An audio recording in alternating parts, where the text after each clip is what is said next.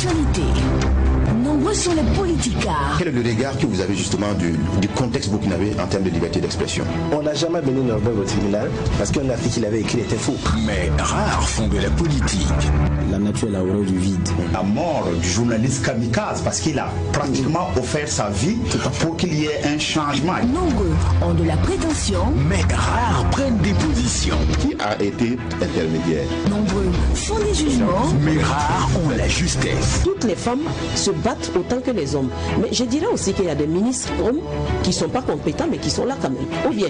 Mais quand l'actualité devient l'objet, Normalement, la notion bien comprise de laïcité permet un équilibre des confessions religieuses à l'intérieur d'un espace républicain. Tous deviennent sujets. Cette conscience de savoir que l'autre découle de nous, ça crée naturellement en vous un sentiment de paix et ça tue tout sentiment de guerre. le tribunal de l'actualité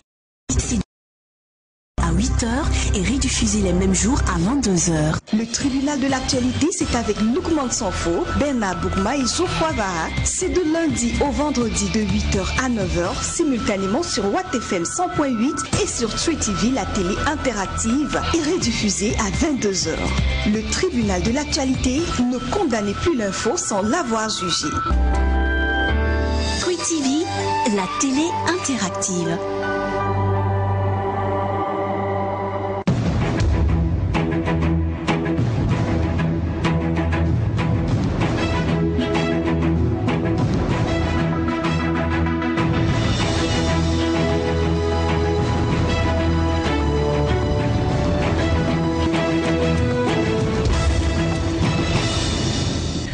L'erreur judiciaire est le plus sûr allié de la justice d'exception. Combien d'innocents couraient encore s'il n'y avait pas d'erreur judiciaire? Merci de réfléchir sur cette ironie de l'artiste comédien Pierre Despoges. C'est à méditer en cette journée du 10 juin 2019. Mesdames, Messieurs, bienvenue au tribunal de l'actualité. Ce rendez-vous sont jugés les faits majeurs de l'actualité entre approbation et condamnation, confirmation, vérité et dénégation. C'est un plaisir de vous retrouver. Toute l'équipe est réunie. Loukman Sanfo, le président du tribunal, deux juges au siège, Bernard Boukma, Geoffroy Vaha. Bonjour à tous les deux. Bonjour président, bonjour juge Vaha, bonjour madame, monsieur. Bonjour juge Boukma, bonjour président, bonjour auditeurs et téléspectateurs. Merci de votre fidélité, mesdames, messieurs, à ce programme qui, on rappelle, c'est du lundi au vendredi à partir de 8h pour les directs. Une version rediffusée vous a proposé les mêmes jours à partir de 22h. Alors, ce matin, nous avons envie de parler de on va dire de l'actualité, deux sujets qui retiennent notre attention. D'abord, cette sortie du ministre en charge de la défense nationale et des anciens combattants du Burkina Faso, M. Mouna Chérif Sy, dans une interview accordée à un journal sud-africain. Il s'interroge sur l'action de la France au Sahel. Dans cette sortie, en tout cas, on a pu lire quelques propos qui retiennent l'attention du burkinabé. Il dit par exemple que les Français ont près de 4000 hommes dans la région. Ils disposent de toutes les ressources militaires et technologiques. Aussi, suis étonné qu'il n'ait pas été en mesure d'éradiquer cette bande de terroristes.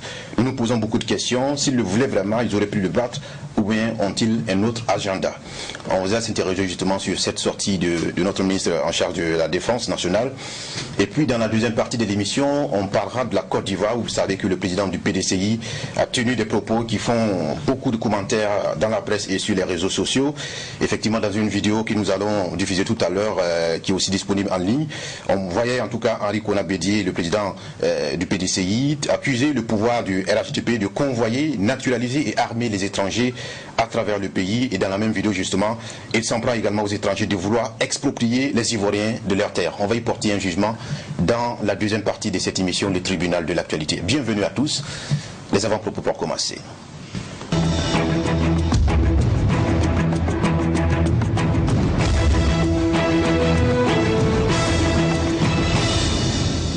Ce lundi 10 juin 2019, la première partie de l'émission, c'est le juge Bernard Boukma qui prend la parole en premier. Merci président. Mon avant-propos, aujourd'hui on en aura deux. D'accord, allez-y. Exceptionnellement un lundi. Le premier avant-propos, nous sommes en début de semaine, donc je voudrais souhaiter une très bonne semaine à tout le monde. Le BPC a commencé, le CEP c'est pour demain. Donc beaucoup de courage à toutes ces candidates et à tous ces candidats. Beaucoup de courage aux correctrices et aux correcteurs. beaucoup de courage également aux forces de défense et de sécurité qui assurent effectivement et qui veillent au grain. Pardon. Alors donc à toute l'administration de ces examens et concours au niveau du scolaire, beaucoup de courage à tout le monde et que bon, on se donne rendez-vous pour les différents arrosages, pardon. Du courage aussi aux parents parce que c'est un moment aussi de stress pour eux après tous ces efforts consentis et tous ces sacrifices en argent et en investissement, parfois démarcher un répétiteur pour que l'enfant puisse avoir du résultat. Donc du courage à toutes ces personnes-là. Alors maintenant l'avant-propos aussi, c'est en ce qui concerne un décret portant régime indemnitaire applicable au personnel du cadre de la police nationale qui a été en tout cas le 5 juin 2019 selon le document que nous avons qui a été signé donc et qui donne les différentes en fonction de la grille indemnitaire, les différentes indemnités qui sont appliquées au niveau de la police. Et il y en a beaucoup, donc on ne pourra pas tout citer, comme c'est un avant-propos. Indemnité de responsabilité, indemnité d'astreinte, indemnité de risque et les autres indemnités. Donc ici on a un gouvernement qui avait fait croire qu'on allait avoir en fait remise à plat ou bien système de rémunération au niveau de la fonction publique, mais bon, qui continue de gérer au cas par cas, comme l'a dit le président du mois des centrales syndicales, Yamba Georges Kwanda, ici au tribunal de l'actualité. Vous avez un gouvernement qui dit qu'il n'a pas de l'argent et après qui se comporte comme s'il a de l'argent, donc ce qui est difficile à comprendre même au niveau des syndicats. Donc bon, vous gérez au cas par cas, en même temps vous faites des appels pour une trêve sociale, alors qu'il y a un cas par cas qui continue. Donc c'est très difficile de comprendre la démarche. Je n'ai pas dit que les avantages accordés, les indemnités servies aux fonctionnaires de la police ce n'est pas une chose normale, ce n'est pas ce que j'ai dit. Je parle du gouvernement qui dit bon, nous allons aller maintenant en un seul rang, mais après il y a le cas par cas qui continue. Donc Rana caduque peut-être cette affaire d'harmonisation ou de justice, voilà. Alors que le Sincha annonce une grève, bon, mouvement d'humeur. Le gouvernement dit que ça s'apparente à une grève. Ils y sont déjà. Ils y sont déjà. Le gouvernement dit ça s'apparente à une grève à travers la sortie du ministère de la Santé. Mais bon, bref, dans ces conditions-là, c'est comme si chacun doit se battre maintenant pour avoir sa part. Donc on attendra de voir ce que ça va donner, mais c'est sûr qu'il va y avoir des remous également dans les autres corps sociaux. Mais je précise que je n'ai pas dit que je suis contre les indemnités servies, c'est l'attitude du gouvernement qui en même temps appelle à une trêve sociale, mais qui gère les uns et les autres, ce qui fait que les autres aussi sont dans une position légitime au qui de revendiquer leur part. Donc ici c'est là que maintenant le rapport de force qui va être déterminé en fonction de chaque syndicat. C'est ça l'autre avant-propos. Pour terminer sur une citation de Kadhafi: mourir n'est pas mon souci, c'est ce qu'ils feront de vous après ma mort qui m'inquiète. J'ai consacré ma vie à bâtir cette Libye aujourd'hui. Ils sont venus pour le détruire, ainsi que vous et nos enfants, surtout avec tout ce que on a chez nous ici. Soyez rassurés, je ne quitterai guère la terre de mes ancêtres. Je suis né ici homme et je vais mourir ici homme. Donc ainsi parlait le roi des rois d'Afrique, Kadhafi. C'est une citation qui m'a inspiré au regard des derniers développements de l'actualité au niveau de la Libye, avec l'offensive menée par Haftar, soutenue par les puissances étrangères qui avaient même tapé cette même Libye et qui aujourd'hui nous tous nous payons le prix de cette situation. Donc je pense aussi que c'est symptomatique de la situation africaine et nous devons savoir orienter nos combats. C'est ce que je vais dire, savoir orienter nos combats et savoir orienter qui nous soutenons dans ce genre d'opérations. Donc c'est les mêmes qui... Bon, moi j'ai toujours dit que je refuse de pointer le doigt accusateur sur ceux qui viennent de l'étranger. Je préfère que je me dis, c'est d'abord nous. Si les Libyens avaient su rester vigilants, on n'en serait pas là. À un moment donné, la manipulation peut-être n'allait pas prendre, malheureusement. D'accord. Ça va être tout? C'est tout. Merci à vous, juge Bouma. Geoffroy Vara, c'est à vous. Merci Président. Moi j'aurais qu'un seul avant-propos. Ça va concerner une initiative samedi dernier, panel UBS TV, sur une problématique qui pour moi est très essentielle, surtout dans le tournant dans lequel nous sommes. C'est la viabilité des chaînes privées, évidemment, que nous sommes, dans le contexte qui est celui d'une TNT, télévision numérique terrestre, et ses exigences de location, on va dire comme ça, d'espace pour être vu, parce que c'est de ça aussi qu'il s'agit, donc de redevance. Et on parle de viabilité des chaînes privées, étant entendu aussi qu'on a des médias publics qui sont de vrais concurrents, quoi qu'on dise, pour ces médias privés, pour avoir déjà un maillage intéressant du territoire national depuis un certain nombre d'années, et puis pour bénéficier aussi de toutes les largesses de l'appareil qu'est l'État. Et c'est un monstre contre lequel, donc pas contre, je dirais avec lequel les médias privés sont aujourd'hui obligés donc de conjuguer. Et dans cette réalité, très souvent sous nos cieux, à la vérité, c'est que c'est un combat très désavantageux, notamment pour le privé, et que ce soit pour ceux qui est de glaner quelques matchs de part de sport ou d'espace payant dans leur programme. C'est toujours difficile parce que la primeur, très souvent, elle est accordée à ces médias publics, alors qu'on sait que le premier de la commande, quoi qu'on dise sous nos cieux, c'est souvent celle de l'État. Et l'État travaille d'abord avec ses structures, dont souvent ces médias, et ce qui fait qu'il reste, on va dire, une petite part de gâteau pour le reste des médias privés. Mais pas de gâteau encore sur lequel il y a quand même près de 18 chaînes qu'on voit sur la TNT qui vont encore devoir notamment se battre. Donc il y a une grosse réflexion qui est en train d'être menée. Et je dis encore, la question de viabilité, c'est une question de survie même pour ces médias-là, parce que reste à savoir combien ils devront payer pour continuer d'être vus. Et ça, je pense que c'est le débat qui commence de façon très saine et de façon très responsable à être posé, notamment par cette union-là, donc d'hommes de médias et de promoteurs. Et je pense que c'est une très bonne réflexion, d'autant plus qu'on a vu des visages comme le CSC qui était derrière, qui apportait aussi évidemment sa contribution à la réflexion et tout. Et on espère que ça ne va pas trop coincer et que on comprendra que le métier qu'on fait est assez spécial et que il faille avoir aussi je vais dire entre griffes, des façons plus lisses d'approcher et de nous permettre de continuer d'exister. D'accord, effectivement, ce n'est pas la première fois que nous nous intéressons à ce sujet. Nous essaierons d'avoir dans les jours à venir, en tout cas, les différents acteurs pour comprendre leurs attentes et leurs positions sur la question.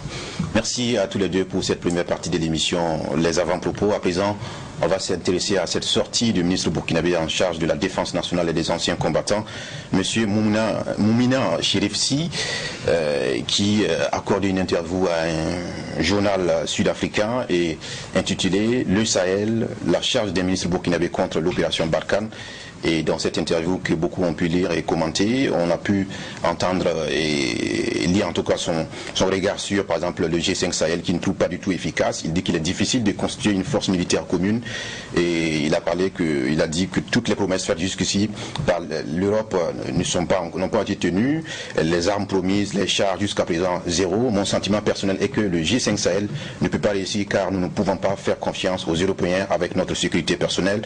Avant tout, c'est notre problème. Nous faisons ce que nous pouvons, mais c'est compliqué. Voilà, il a aussi porté un jugement sur l'opération Barkhane. Il dit par exemple que la France a peut-être 4000 hommes dans la région, ils ont toutes les ressources militaires et technologiques, mais je suis surpris qu'on n'ait pas pu on n'a pas été à mesure d'éradiquer les groupes terroristes, on va dire. Nous nous posons beaucoup de questions. S'ils le voulaient vraiment, ils auraient pu le faire. Ont-ils un autre agenda? S'est-il interrogé? Alors, des propos que beaucoup ont trouvé désobligeants vis-à-vis du partenaire qu'est la France. Alors, on va y porter un jugement à travers justement cette émission des tribunaux de l'actualité. Bernard, on commence par vous. D'aucuns diraient tout simplement que c'est du Chérif-Si. On va dire le libre penseur dont on lui reconnaît, qui transparaît sur sa fonction ministérielle. D'entre deux jeux, qu'est-ce qu'on peut dire? Justement, c'est d'ailleurs ce que je voulais dire, c'est d'abord du Chérif-Si. Ministre de la Défense ou pas, c'est des propos, quand on les entend, on sait naturellement que ça vient de Chérif-Si, au regard de sa personnalité, au regard également du combat qu'il a mené, mais au regard du fait que bon, c'est un homme de médias qui était promoteur de Bendré. Aujourd'hui, il s'est déchargé pour s'occuper de ses fonctions, depuis la transition d'ailleurs. Donc, qui a aussi présidé la CEP après Norbert Zongo. Donc, c'est aussi, vous savez que les hommes de médias, dans ces circonstances-là, il y a des moments où ça va se taire, et puis parfois, certaines circonstances, c'est très difficile. Surtout pas un Chérif Sy qui a été président du CNT, donc sous la transition, avec ce qu'il y a eu comme difficulté ou défi à relever, surtout après le coup d'État de l'ex-RSP. Donc la réalité aussi, elle est là implacable. Donc c'est une façon de parler de Chérif Sy à qui on reconnaît, donc qui parfois prend du temps avant de parler parce que les interviews de Chérif sont très rares. Voilà. Maintenant, quand il sort, parfois aussi, il ne va pas du dos de la cuillère, comme on le dit. Donc ici, c'est d'abord la personnalité de Chérif qui s'exprime. Donc ça, je suis d'accord avec vous. Le deuxième aspect des choses, ça sonne très bien comme une prise de conscience. Il dit, c'est notre problème. Et ça, c'est une prise de conscience d'un point de vue qui est salutaire, parce que c'est ça d'abord l'enjeu. Comme je le disais, je citais Kadhafi. Kadhafi, il a pris conscience que ce n'est même pas lui sa personne qui est visée, ce sont les puits de pétrole libyens. Mais comment faire comprendre comment se faire comprendre vis-à-vis de son peuple par rapport à l'objectif de cette opération? C'était là la difficulté que Kadhafi avait. Tombé dans le piège de la manipulation, et puis qui assiste que certains de ses compatriotes soient utilisés contre la Libye, au nom du fait que les uns et les autres voulaient les puits de pétrole. À un moment donné, pendant l'opération, ils se sont bagarrés entre l'Italie et puis la France par rapport à cette affaire-là, parce que on ne peut pas en train de combattre au moment où vous êtes en train de, en arrière-plan, signer des contrats pour l'exploitation du pétrole en son temps. Bon, donc pour revenir effectivement à ce sujet, je dis ça sonne comme effectivement une prise de conscience que c'est d'abord notre problème, c'est à nous d'abord de nous assumer. Et accepter aussi de reconnaître que le G5 Sahel, c'est un géant au pied d'argile. Si c'est d'ailleurs un géant d'abord avant d'avoir des pieds d'argile, c'est ça aussi la réalité. Donc il y a cette réalité-là aussi qui est implacable et qui est là. Maintenant, en ce qui concerne le mouvement des troupes dans cette partie de l'Afrique, ils sont nombreux qui se posent. C'est la question de fond qu'on va soulever.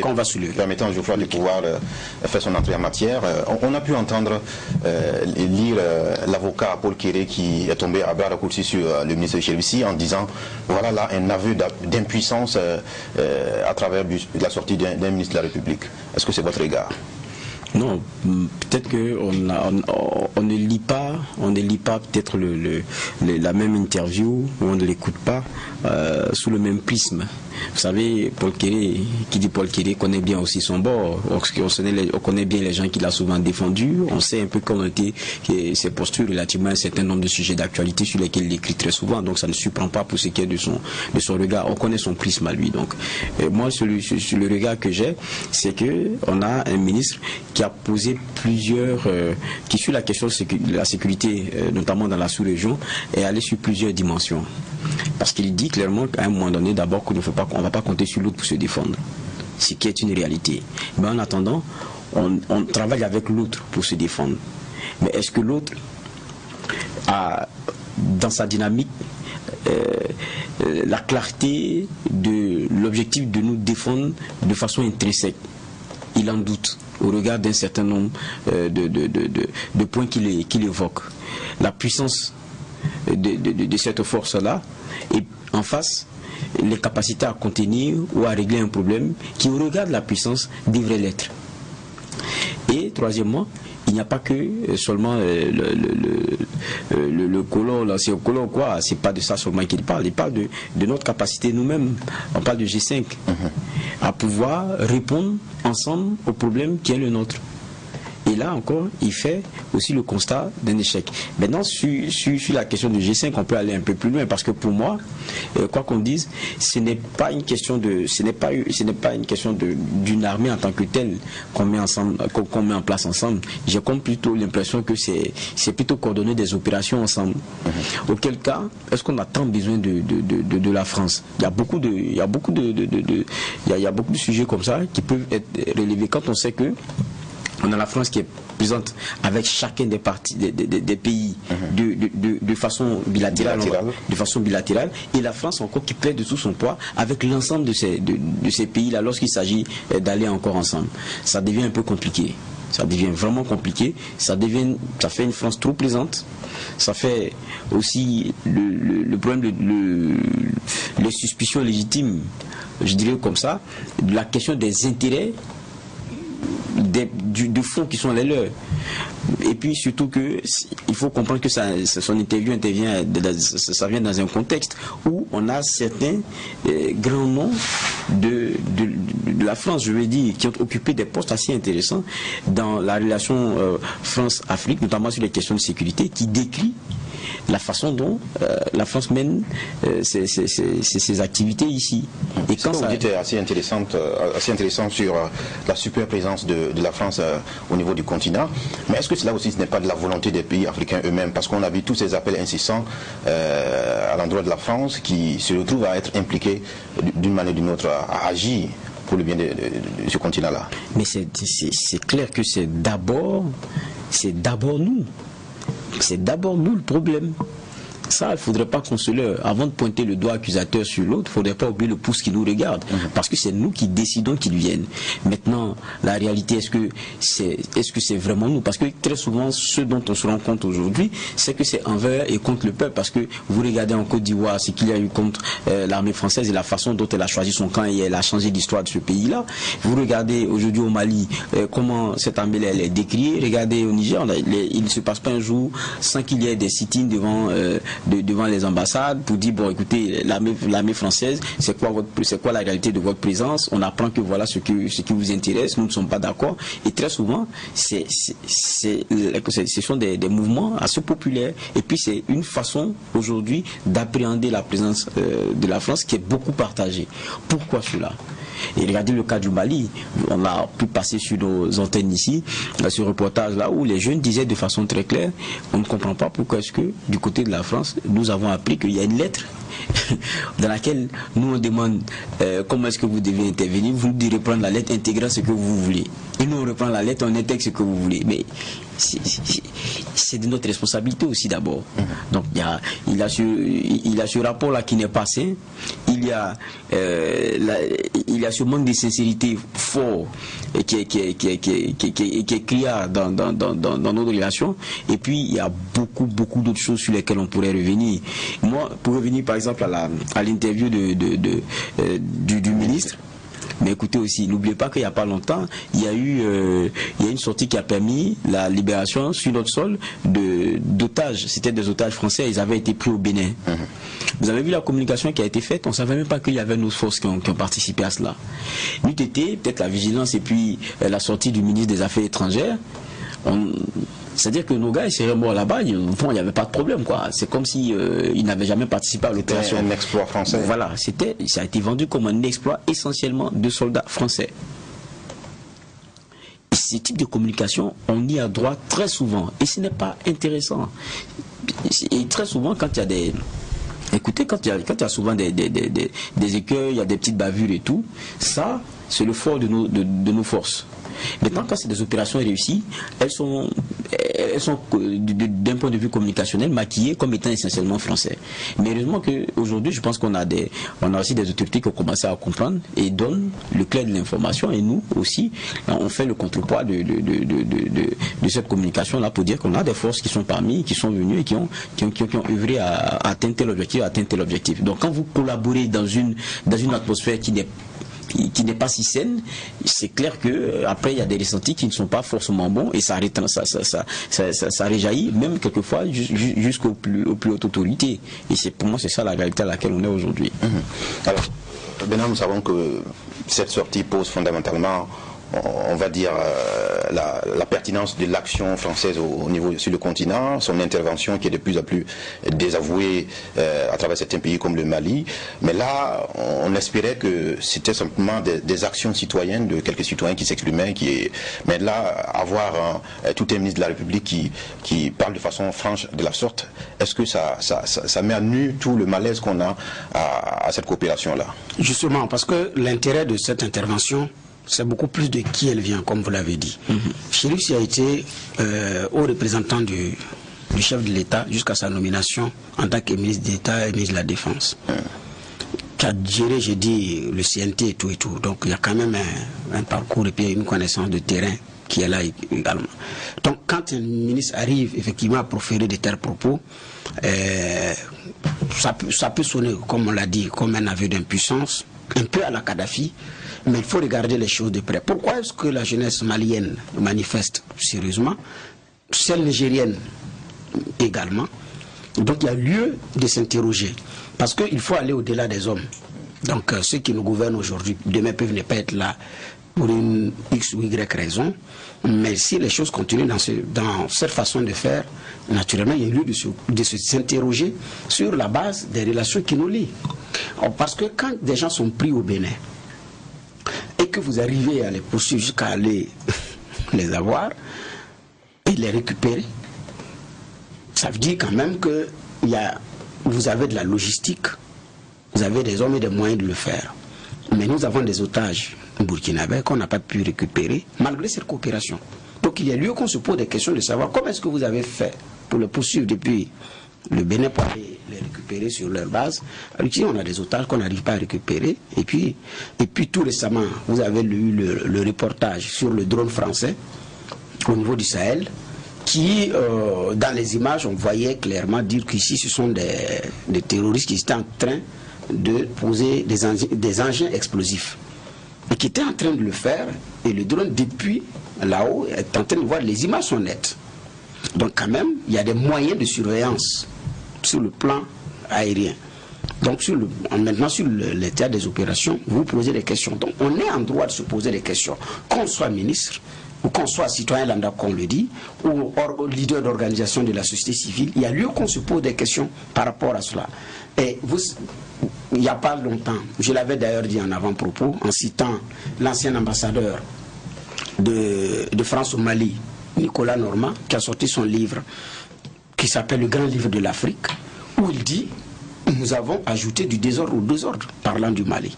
Et il dit, la France a donné Kidal aux séparatistes. Dans son livre, il le dit, et il montre, et il dit comment est-ce que la France a œuvré pour que Kidal reste entre les mains de ces séparatistes-là. Et il dit que c'est une grave erreur, parce qu'ils avaient la possibilité de faire en sorte que l'armée malienne, ou le Mali d'ailleurs, le Bamako, puisse effectivement reprendre le contrôle à Kidal. Ce sont des aveux de l'ambassadeur malien Nicolas Normand. Mais avant lui, avant que ce livre ne sorte, en 2013, l'ancien ambassadeur qui a fait 2 ans, comment on appelle ça, Christian Rouillet. Christian Rouillet qui était opposé à l'intervention au sol des troupes françaises. Parce que, effectivement, Geoffroy l'a dit en début d'émission par rapport à la jeunesse malienne, la première lettre écrite par les autorités maliennes, c'était pour demander un appui aérien. Et il est ressorti que c'est l'Élysée qui dit non, il faut nous permettre d'intervenir au sol et qui fait reprendre la lettre pour permettre aux soldats français d'intervenir au sol. Alors que le Mali dit, nous, nos forces pouvaient intervenir au sol, on a besoin de l'appui aérien pour affaiblir et puis avancer. Mais non, la nouvelle condition a été, il faut leur permettre d'aller au sol. Ils sont allés au sol et puis bon, la suite, on la connaît. Mais ce dernier, l'ancien ambassadeur Christian Rouillet que je cite, il était opposé, il a dit clairement à la France, non, ce n'est pas la peine. Mais quand l'opération a commencé, mais il a été remercié, lui il a été remplacé. Pas Gilles Huberson, il a été remplacé tout simplement. Et on dit non, c'est parce que au Mali, le dossier au niveau du Nord, ça piétine. Mais en quoi est-ce que la responsabilité de l'ambassadeur est impliquée si ça piétine? C'est le Mali, c'est d'abord le Mali. Mais c'est parce qu'il était clairement opposé à l'Élysée. Lui, il a été remercié, il est reparti. Il a été remplacé par un autre, alors que cet ambassadeur avait été cité au Mali comme compétent et il avait la maîtrise du sujet. Il s'y est posé, il est parti. Donc, mais la fameuse lettre dont on parle, l'ancien premier ministre de la transition malienne, Dango Sissoko, lui-même il confesse que la première lettre n'était pas question d'une intervention au sol. C'était une intervention aérienne qu'ils ont demandé.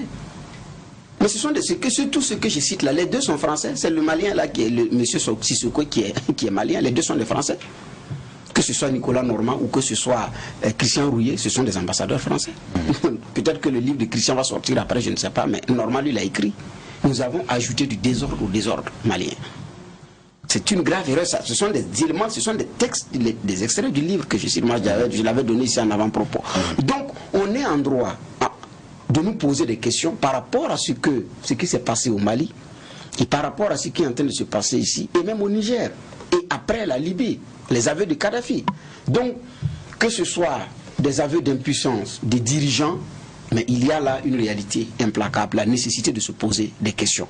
Mais j'ai dit qu'on se pose des questions ou qu'on ne se pose pas des questions. Il nous appartient, nous, de nous assumer.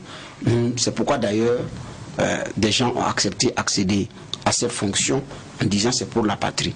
C'est en nous interrogeant de trouver maintenant des solutions alternatives. Parce que si nous allons rester seulement nous poser des questions, on n'aura pas résolu le problème. C'est maintenant de nous poser des questions alternatives. À partir de ce moment-là, qu'est-ce qu'on fait? Sur le plan intérieur, à l'interne, qu'est-ce qu'on fait? Je pense qu'on est beaucoup plus dans cette situation que de nous poser des questions. On ne va pas rester aussi à nous poser des questions. Oui, sauf que toute position a ses conséquences. La question, c'est sommes-nous à mesure de pouvoir nous avoir un avis de la sorte vis-à-vis du partenaire qu'est la France et assumer, on va dire, les conséquences qui en découleront? Non, pour moi c'est déjà un bon début que d'avoir aussi à des stades de responsabilité qui sont un peu, on va dire comme ça, discordants là, et qui dérangent un peu aussi le camp d'en face. Mais n'oublions pas une réalité. Ne nous infantilisons pas. On a l'impression qu'on est un peu niais dans notre façon de voir les choses. C'est pas par philanthropie que la France dépense autant d'argent et vient et travaille à avoir une présence dans ces anciennes colonies. Je suis désolé, c'est pas par philanthropie. Il y a forcément des intérêts. Et dans ces intérêts, qu'est-ce que nous gagnons? C'est comme ça qu'on fait le calcul aujourd'hui. Et ce qu'on gagne, c'est ce qu'on exige.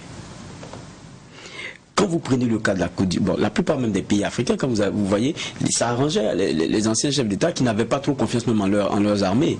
Quand ça devenait un peu trop compliqué, ils comptaient encore sur l'ancienne colonie avec des coups de fil pour pouvoir contenir les quelques soulèvements qu'il y a ou les quelques pressions qu'il y a en interne. Mais quand vous avez fini de rendre, comme on dit très souvent, celui qui vous accueille chez vous tellement fort que votre fauteuil dépend de lui, à un moment donné, quand vous voulez du parti, même il vous regarde et puis vous demande, mais est-ce que vous savez au moins de quoi vous parlez? Ça a été le cas ivoirien. Je pense qu'ils l'ont compris quand ils ont demandé le départ de l'armée française. Un certain Blaise Goudé est passé avec plusieurs jours avec son matelas devant, mais il sait comment ça s'est terminé. À l'Ivoire, ils savent comment ça s'est terminé. Et puis quand la Côte d'Ivoire a connu sa crise la plus difficile, ils ont compris aussi plus ou moins quelle était aussi la mission de ces forces-là. C'est d'abord sécuriser les intérêts français et puis sécuriser les Français. Il n'y avait pas d'autre chose que cela.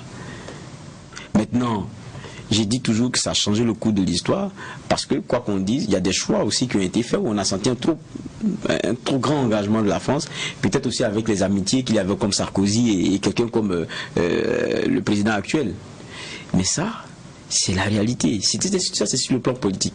Sur d'autres choses, il y a toujours du politique dedans, mais là, ça engage clairement la sécurité des populations. Quand vous regardez ce qui se passe au Mali, il y a eu de mauvais choix, notamment faits par la France. Et aujourd'hui, parce que vous avez permis à quelqu'un d'être présent et trop fort chez vous, vous n'avez d'autre choix que de regarder et quelquefois même de négocier. C'est ce qui est en train de se passer au Mali. On a des autorités qui sont très mal à l'aise parce que ils ont des populations, ils ont une jeunesse c'est une autre génération. Quand elle voit les tenues d'une autre armée sur son sol, elle se pose la question, ça va, mais c'est pourquoi?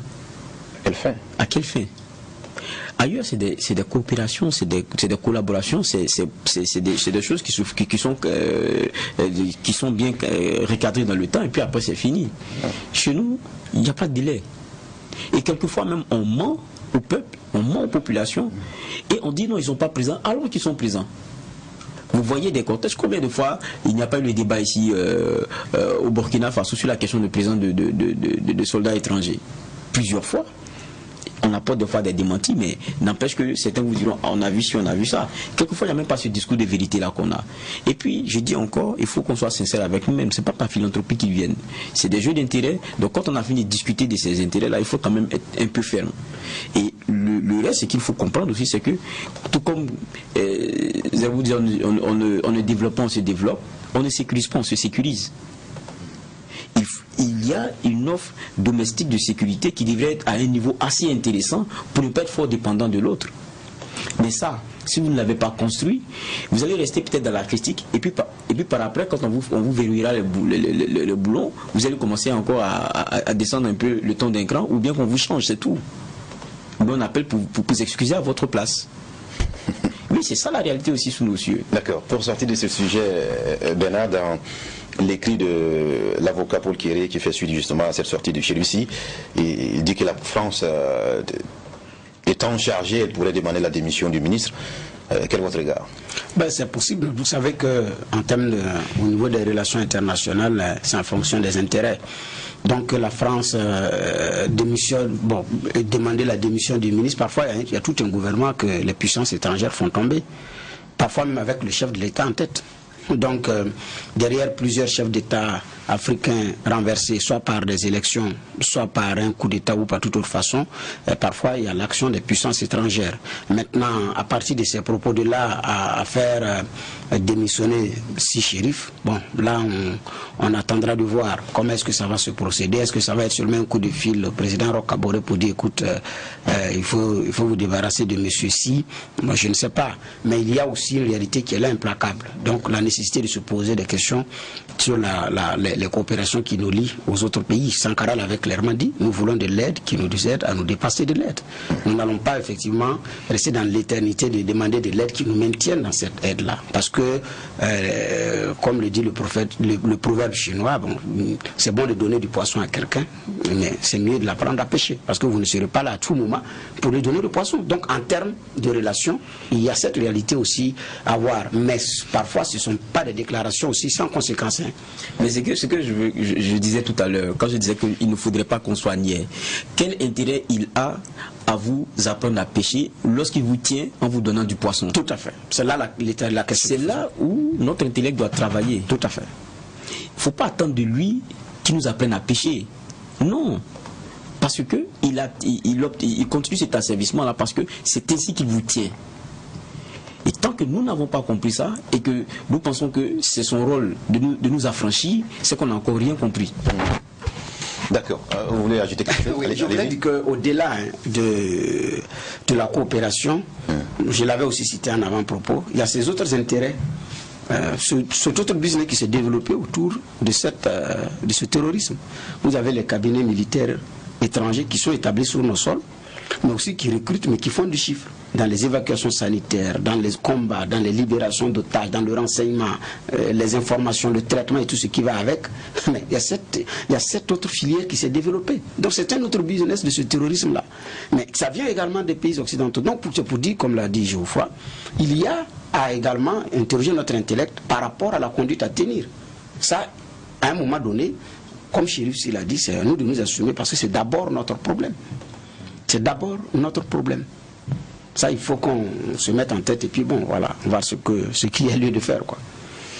D'accord. Et c'est d'abord notre problème, comme vous le dites, et cette sortie aussi permet de remettre sur la table la question des interventions, de coopération au niveau de notre pays, qui mérite d'être débattue de façon franche sur la place publique. Merci à vous tous les deux d'avoir donné vos avis. On va à présent porter un regard sur la Côte d'Ivoire, où on a cette sortie du président du PDCI qui a tenu des propos qui font l'objet de tant de commentaires dans la presse et sur les réseaux sociaux. Alors, c'est une vidéo qui est en ligne où on voit le président Ali Bédier et accuser le pouvoir en place de convoyer, de naturaliser et d'armer des étrangers à travers le pays. Il prend également ces étrangers, il s'en prend à ces étrangers de vouloir exproprier les Ivoiriens de leurs terres. Alors, c'est une vidéo que, si vous n'avez pas pu le suivre, on vous la propose à nouveau. Juste après ceci, nous reviendrons pour porter un commentaire. Clairement, je parlerai de faits troublants. D'abord, les conflits intercommunautaires. Ensuite, ce que recouvre le phénomène de l'orpaillage en Côte d'Ivoire. puisqu'on fait venir des étrangers armés qui sont stationnés maintenant dans beaucoup de villages pour, s'ils sont armés, c'est pour servir à quoi? Il faut simplement que nous soyons conscients car le moment de nous agir pour empêcher ce hold-up sur la Côte d'Ivoire sous le couvert de leur mariage. Nous dénoncerons aussi d'autres qu'on fait venir clandestinement. Cela se passe surtout dans la commune d'Abobo. Les gens rentrent, on leur fait faire des papiers et ils ressortent. Certains repartent, d'autres restent. Et tout cela pour quel but? Si c'est pour venir fausser les élections de 2020, nous voulons le savoir. Mais nous traiterons de tout cela un jour. Car les précédents doivent nous servir. Nous avons fait venir des étrangers dans nos plantations de café, de cacao, et ensuite les gens se sont installés à leur propre compte et aujourd'hui ils agressent les planteurs ivoiriens et se disputent même la propriété des terres. Cela devrait nous servir. Il faut que nous réagissons pour que les Ivoiriens ne soient pas étrangers chez eux. Car actuellement, on fait en sorte que l'Ivoirien soit étranger chez nous. Les Ivoiriens n'accepteront jamais. Voilà, le président du PDCI qui donne son regard sur la présence de certains étrangers sur le territoire ivoirien. Il faut aussi préciser que le gouvernement ivoirien a estimé que ces propos sont de nature à mettre en péril, au-delà de la paix et de la cohésion sociale, l'unité nationale et la stabilité du pays. Donc le gouvernement a condamné cette sortie. Mais bien avant cette sortie du président Bédi, il y a eu celle aussi de Kakabe, un autre cadre du PDCI, que nous vous proposons de suivre avant de revenir. Souvent j'entends les débats, mais après, on va en reparler. Nous-mêmes ici, là, on se plaint souvent. Oui, très souvent j'entends ça. Les étrangers nous ont pris notre terre, on n'est plus libre chez nous, on n'est pas ceci, on n'est plus à ce stade. Regardez vous-même. Aux États-Unis, on est tous fiers d'Obama. Obama est président des États-Unis, quand il a fini, il va danser à ses parents au Kenya. Mais est-ce que les Américains lui ont dit qu'il n'est pas américain? Pendant combien de temps il était le président? Maintenant il va au Kenya. Il faut qu'on commence à réfléchir autrement, sinon on va tirer la Côte d'Ivoire dans un trou très profond. Et je crois que les Ivoiriens ont l'intelligence nécessaire pour transformer tout en leur faveur. Je n'en dirai pas plus, parce que c'est pas tout qu'on dit sur la place publique. Vous avez compris? Vous-même là, moi j'ai même un pied dans les plats souvent. Quand avant il y avait un champ ici, on faisait café, cacao. Vous prenez nos frères burkinabés, ils viennent travailler ici, voilà. Quand ils viennent là, leur salaire n'est pas grand. Quand ils font les enfants, c'est vos parents même qui mettaient les enfants des petits là à l'école. Vrai ou faux? Mais l'enfant, son père s'appelle Savadogo. Lui il a mis son enfant ici, il s'appelle Savadogo aussi. Mais il ne connaît pas le Burkina. Lui aussi a fait son enfant. Dans ce cas-ci là, est-ce qu'après 3 générations, on peut dire que l'enfant est de Burkinabé? Non, sérieusement, est-ce qu'on peut dire qu'il est Burkinabé? Si c'est faux, dites-moi c'est faux. Mais comme c'est ici que le premier Savadogo est resté, mais c'est ici que son village. Vrai ou faux? Vrai ou faux? Non, si c'est pas vrai, dites-moi. Il va dire il vient de Sikensi, parce que le premier Sawatogo, c'est ici, il est venu. Et il a fait le deuxième Sawatogo, qui a fait le troisième Sawatogo. Non, le troisième là, lui il ne connaît pas Burkina. Il ne connaît rien au Burkina, il est ici, c'est son village qui est Sikensi. C'est son village. C'est son village. En ce moment, il ne fallait pas les faire venir ici. Et si on les fait venir ici, voilà les conséquences et on va les assumer ensemble. Il faut qu'on apprenne à dire à nos parents la vérité, mais ça aussi, on doit le dire sans prendre fusil contre quelqu'un. C'est dans la paix, la concorde qu'on parle à nos parents, et puis chacun comprend et puis on avance. Mais nos parents du village, ce n'est pas votre faute. Nous, dans notre culture, dans notre mentalité, on dit chez nous, on ne coupe pas une canne qui va te dépasser. Quelqu'un qui a travaillé dans mon champ ne peut pas être peut-être de mon champ. C'est pas ça? Voilà. Maintenant, il faut qu'on explique à nos parents que, attention, les choses sont en train d'évoluer. Les choses sont en train d'évoluer. Les choses sont en train d'évoluer. Et si on ne veut pas suivre l'évolution des choses, le monde va coaliser contre nous. C'est ce qui nous est arrivé en 2010. C'est ce qui nous est arrivé en 2010. Et Gbagbo a payé. Voilà, là c'était Kakabe qui s'entretenait avec les populations d'un village ivoirien pour les inviter à se départir de la peur et aller s'inscrire dans la perspective des élections de 2020. Alors, donc, on revient pour porter un jugement sur ces différentes sorties. La nationalité qui devient à nouveau un thème de débat politique au niveau de la Côte d'Ivoire dans la perspective des élections présidentielles. Geoffroy, on commence avec vous. Qui vous inspire cette sortie du président Bédié? Il faut le rappeler que le gouvernement ivoirien a condamné et trouve que c'est d'une extrême gravité. Bon, c'est clair que ce que Bédié dit, c'est très grave. Et puis, on a l'impression d'entendre des propos d'une autre période. Et n'oublions pas que lorsque Bédié, à un moment donné, s'était allié à Alassane, on nous a fait oublier que la question de l'ivoirité, dans son fondement et dans son sens premier, a été l'invention de Bédié. Après, il y a quelqu'un qui a surfé sur cette vague-là, Laurent Gbagbo, on connaît les conséquences que tout cela a eu, mais quand on écoute ce propos-là, on se rend compte que voilà le père du concept. Il n'y a pas 36 façons de dire les choses. Mais c'est un octogénaire. Je pense que c'est quelqu'un aussi qui vit une concomitance des temps. La Côte d'Ivoire a beaucoup changé, comme on écoutait tout à l'heure Kakabe. C'est une autre réalité. Et ce qui est intéressant, celui qui lui apporte la réplique, c'est qui? C'est Kakabe, qui est son, comment dire cela, qui est celui qui l'a élevé politiquement, c'est celui qui l'a fait politiquement. Son poulain, oui. Son poulain. Qui lui a dit un certain nombre de vérités, ça ne date pas d'aujourd'hui, qui ne cache pas, quelquefois, c'est les contradictions qu'il a avec celui qu'il appelle son père spirituel. On l'a reçu ici, Kakabe, plusieurs fois. Vous savez la réalité de l'homme politique qu'il est. Donc c'est bien qu'il ait cette contradiction-là, même qu'il soit apporté de l'intérieur. C'est-à-dire qu'on a deux générations. Et c'est pour ça, peut-être que je rejoins un peu ce que disait comment il s'appelle, le chanteur reggae ivoirien qui est allé au Mali après, lorsque c'était, voilà, Tikenja. Il disait, la solution pour les prochaines élections, ce n'est pas seulement de demander à Alassane de ne pas se présenter.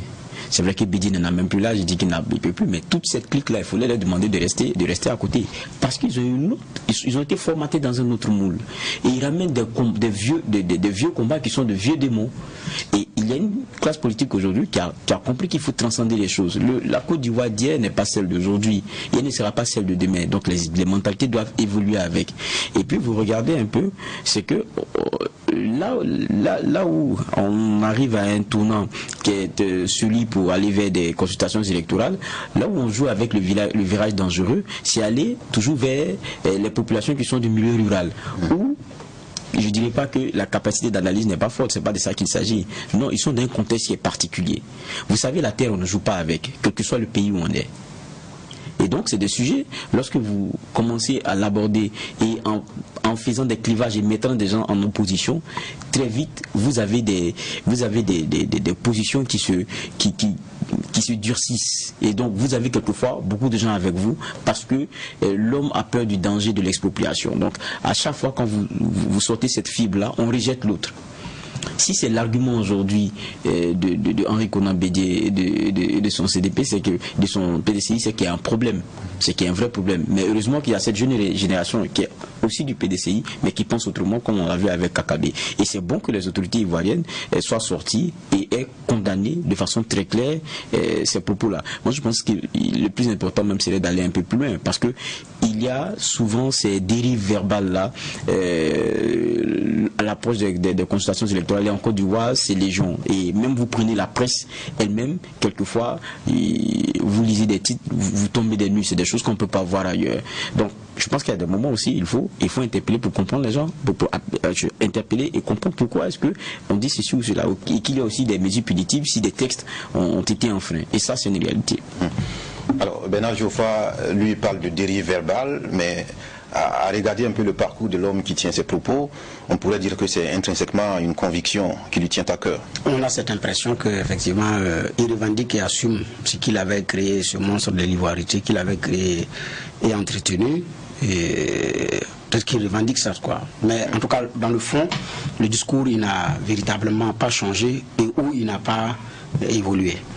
Parce que c'est comme s'il y avait un agenda, puisqu'il dit nous agirons, donc le moment venu nous agirons. C'est comme s'il y avait un agenda, donc il annonce les couleurs à partir de ce moment et tout.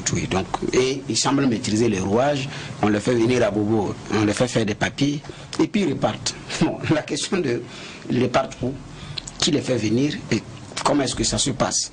Bon, la communauté étrangère est très présente en Côte d'Ivoire.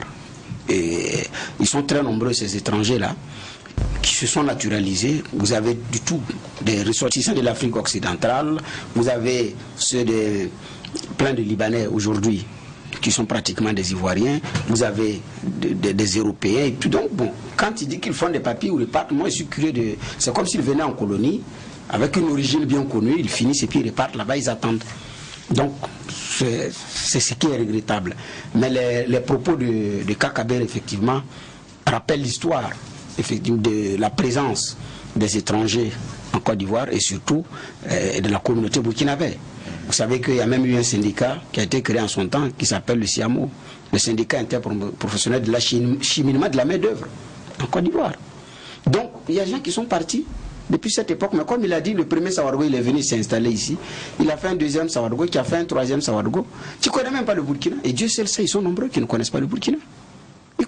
Il connaît le nom de son village, il sait qui c'est, et puis tout le reste, c'est fini. C'est à l'âge adulte qu'il se bat pour venir lui-même. Les parents ne veulent même pas. Et puis après, bon, voilà, il reste là-bas. Il y en a qui se naturalisent, qui changent même de nom. Il y en a qui sont devenus des Quadio, d'autres sont devenus des... je sais pas moi, des Kona, voilà, des Koufi. Vous avez aussi au niveau du sud, vous avez aussi, il y en a qui sont devenus pratiquement des séries ou des Dagbo, je ne sais pas moi. Donc en réalité, il y en a qui ont changé pratiquement des dénominations, ils ont changé même le nom.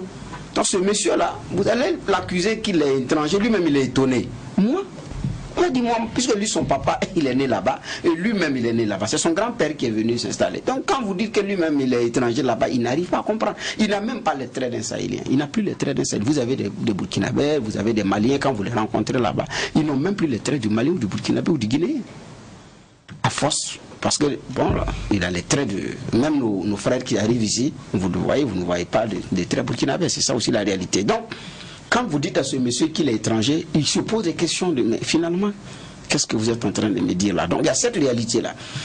C'est une force et en même temps un défi. Comment est-ce qu'on transforme cette situation, comme les Américains le disent, un melting pot, pour en faire un atout de développement et faire en sorte que la Côte d'Ivoire soit respectée avec ce prisme-là? Je pense que c'est ça maintenant le défi des hommes politiques. Parce que dire il faut qu'il bouge, il faut qu'il fasse cela, risque de créer d'autres problèmes qui peuvent ébranler les fondements de la société ivoirienne. À un moment donné, il y a un désordre qui est là, vous n'arrivez même plus à vous asseoir, que vous soyez autochtone ou étranger, vous ne pouvez plus rien construire. Qu'est-ce qu'on fait? C'est de transformer ça maintenant en atout. Et puis bon, utiliser ça pour le développement. Je pense qu'il y a un régal lucide à avoir. Mais encore, c'est une sortie ratée de Bédié, quand bien même la réalité du terrain, c'est qu'elle met en exergue une situation qui est là. La réalité, il faut reconnaître que ces étrangers aussi ne rendent pas à un moment donné service à la Côte d'Ivoire. Vous avez des forêts classées qui sont parties. par l'action des planteurs burkinabés. Il faut également avoir le courage de le dire. Dénoncer à plusieurs reprises, et même par des burkinabés, ça c'est pas normal. Ça, il faut avoir le courage également de le dire. Il y en a qui se comportent même pas bien, c'est même pas à San Pedro. Il y a une crise qui couvre là-bas, due à l'erreur également, à une faute d'un burkinabé, il faut aussi le dire. Donc il y a cette réalité qui est là. Mais après, avec le recul, comment on fait? Parce que vous avez ces messieurs-là, effectivement, qui ont des dizaines d'hectares de plantations. Et le fils de celui qui avait donné qui a donné les plantations au grand-père il y a 3, 4, peut-être plus de 5 décennies, il n'est même plus là.